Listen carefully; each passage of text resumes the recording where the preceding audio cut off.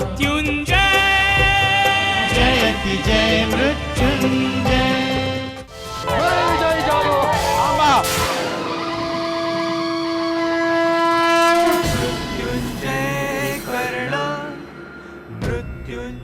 मला जिंकल्याशिवाय मान्यवर अजिंक्य कसे ठरू शकतील? मृत्युंजय कर्ण मृत्युंजय कर्ण मृत्युंजय कर्ण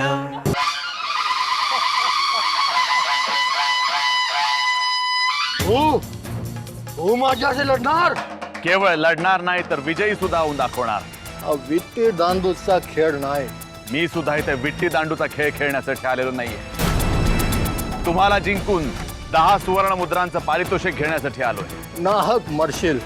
मान्यवर, मला तुच्छ समजून बेसावध राहिलात तर तुमच्याच प्राणावर बेतेल.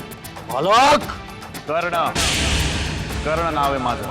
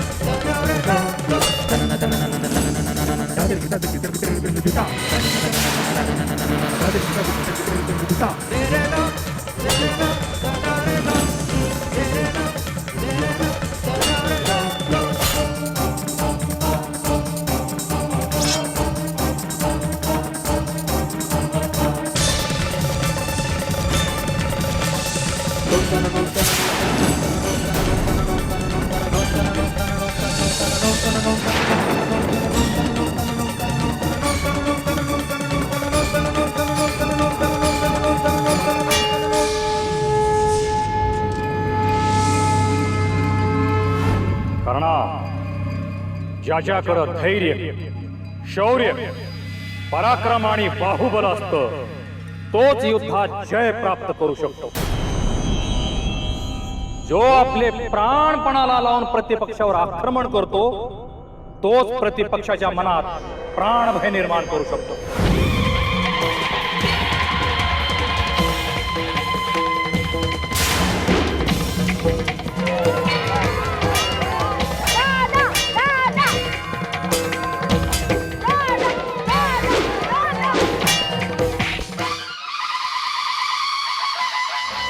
असे हा प्रतापी बल विशाल याचे नित्य ब्रीद वाही अथक झुंजण्याचे.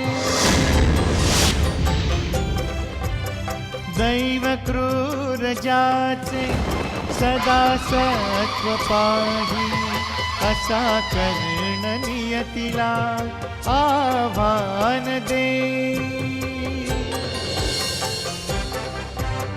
अस्त्रशस्त्राचा धनी घेई विपदा जिंकुनी शूर हा योद्धारणी करुणी वर माथा कर्णाची अमर गाथा. मृत्युंजय जयति जय मृत्युंजय.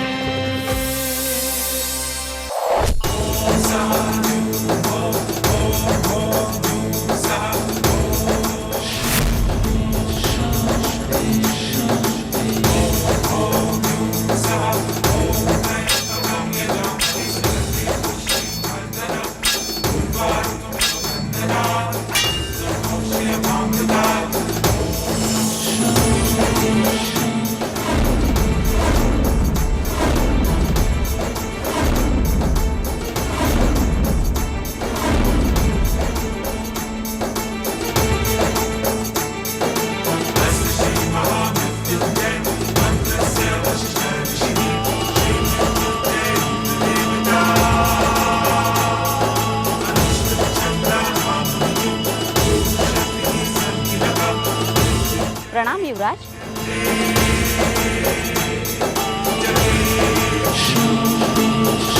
आपणास राजमातेने राजमहालात तात्काळ बोलवलंय.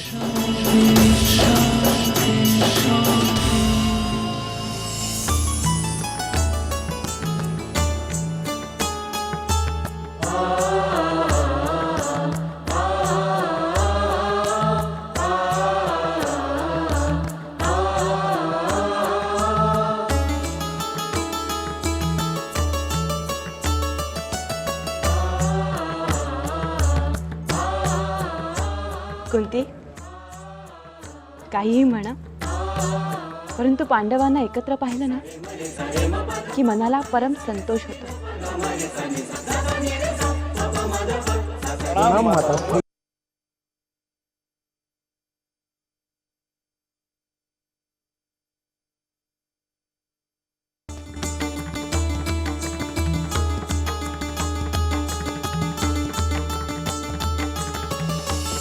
लाडू.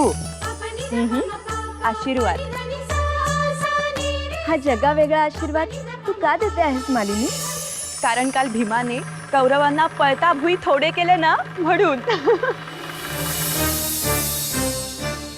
काय केलेस तू काल भीमसेना? बोलता येते ना तुला, की फक्त गदाच चालवता येते? गदाच चालवली मी काल मातोश्री. काल दुर्योधन आणि दुःशासन यांनी विनाकारणच नकुल सहदेवाला त्रास दिला, तर भीमसेनानी त्या दोघांच्याही डोक्याचं जलतरंग वाद्यात रूपांतर केलं. माताश्री, जलतरंग? माताश्री, आम्हाला शिकवलंय की 7 सूर असतात, पण प्रत्यक्षात 100पेक्षाही अधिक सूर आहेत. मी 100 कौरवांच्या डोक्यात माझ्या गदेने प्रहार करीत जलतरंग वाजवला, तेव्हा 100 कौरव 100 सुरात ओरडले.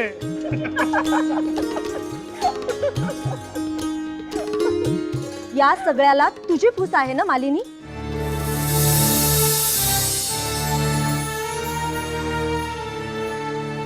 आणि युधिष्ठिर, तू ज्येष्ठ भ्राता ना, तू भीमाच्या वागण्यावर बंधनं घालता येत नाहीत तुला?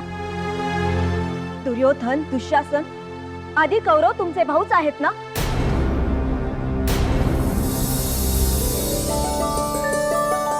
युधिष्ठिर, भीम जर असाच अनिर्बंध वागत राहिला तर सारे हस्तिनापूर म्हणे की कुंतीने पांडवांवर संस्कारच केले नाहीत. माताश्री, आता या क्षणी हे लाडू पण म्हणत असतील की आमच्यावर संस्कार कधी होणार.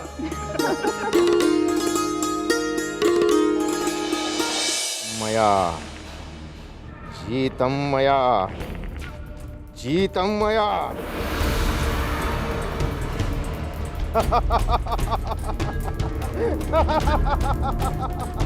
मी जिंकलो, मी जिंकलो, मी जिंकलो, मी जिंकलो, मी जिंकलो.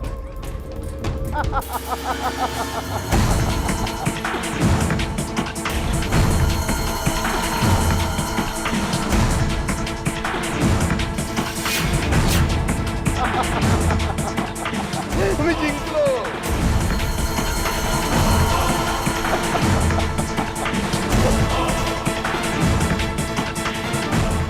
दुर्योधना, मी जिंकलो. पण तुझं मुखमंडल एखाद्या पराभूत योद्ध्याप्रमाणे निस्तेज का? मामाश्री, आज सुद्धा त्या खादाड भीमाने आम्हा सर्वांच्या डोक्यावर जलतरंग वाजवला.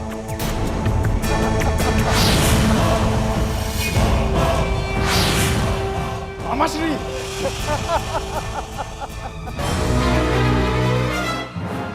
अरे दुर्योधना, तू तुझ्या शकुनी मामाचा लौकिक ढागाळून टाकतोयस.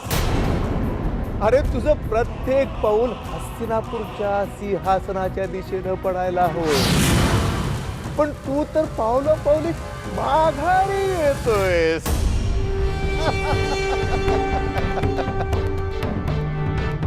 अज्जराव, कौरव 100 आणि पांडव 5. तरीही तो भीम डोक्यावर मिरी वाटल्याप्रमाणे तुमच्या डोक्यावर जलतरंग वाजवतो आणि रंग उडालेल्या चेहऱ्यानं परत येता. मग मी काय करू मामाश्री?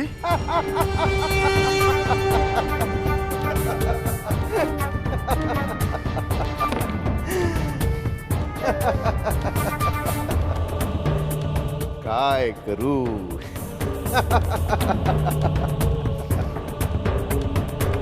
भीमाला नदीत बुडवून टाक.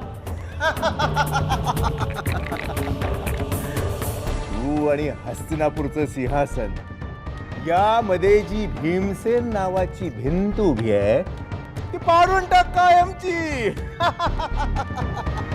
पण हे कसं शक्य आहे मामाश्री? अरे त्याला लाडू खायला दे. लाडू? हा. मामाश्री, तुमची मती भ्रष्ट झालीये का? भीम माझा वैरी आहे आणि वैऱ्याला लाडू नाही विष खायला घालतात. हा. मग लाडवामध्ये विष मिसळून ते विषारी लाडू भीमाला खायला दे.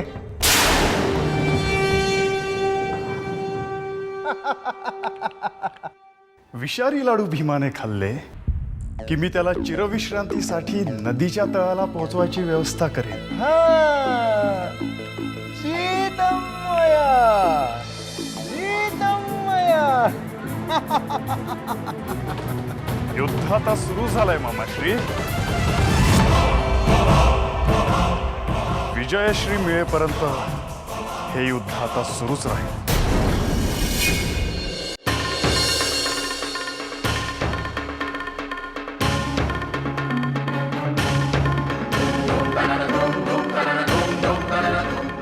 आई,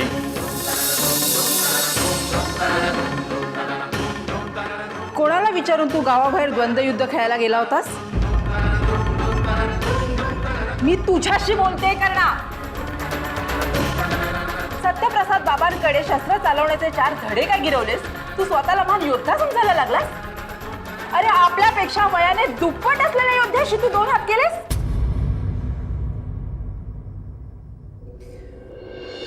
तुझी आई तुझ्या वाटेकडे डोळे लावून बसली असते, विसरला?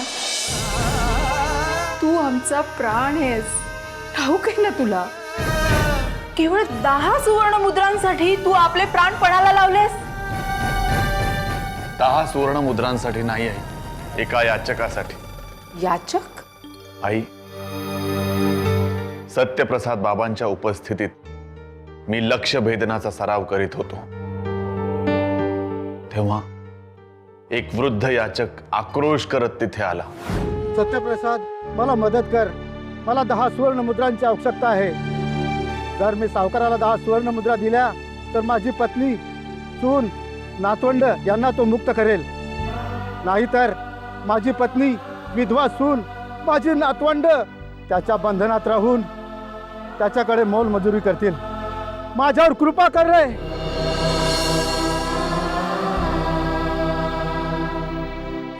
सावकाराच्या जाचातून माझ्या कुटुंबाला सोडव रे. मला 10 सुवर्ण मुद्रा दे रे. सोडव रे, सोडव रे, माझ्या कुटुंबाला सोडव रे.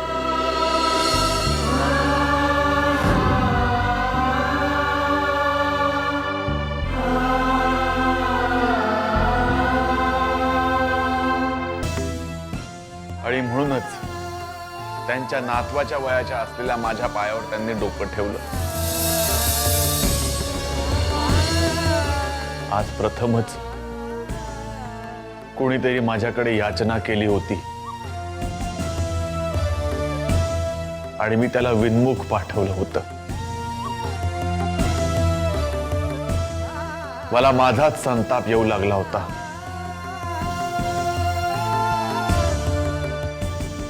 आज प्रथमच कुणीतरी माझे पाय अश्रूंनी धुतले होते, पण मी त्या माणसासाठी काहीही करू शकलो नव्हतो. आज प्रथमच कोणीतरी माझ्याकडे याचना केली होती आणि मी त्याला विनमुख पाठवलं होतं. मला माझाच संताप येऊ लागला होता.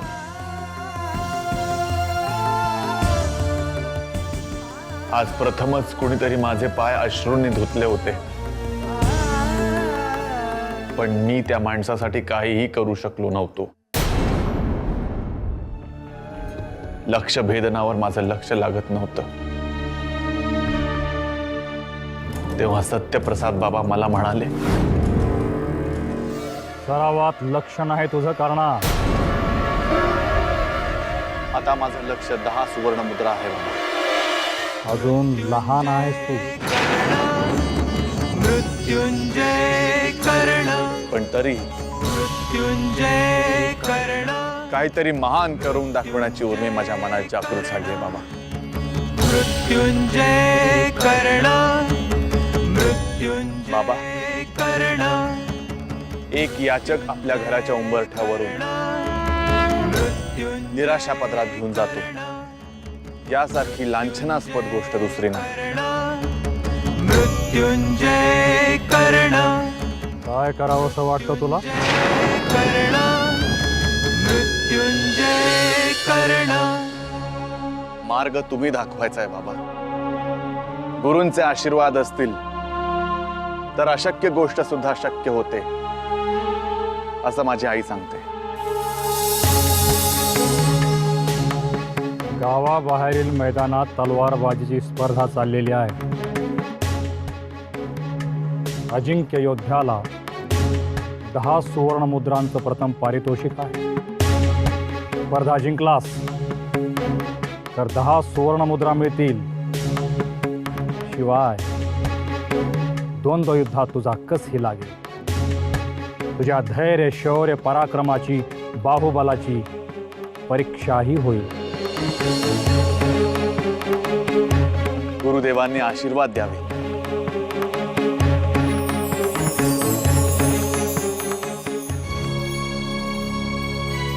आणि तू जिंकलास, अजिंक्य ठरलास.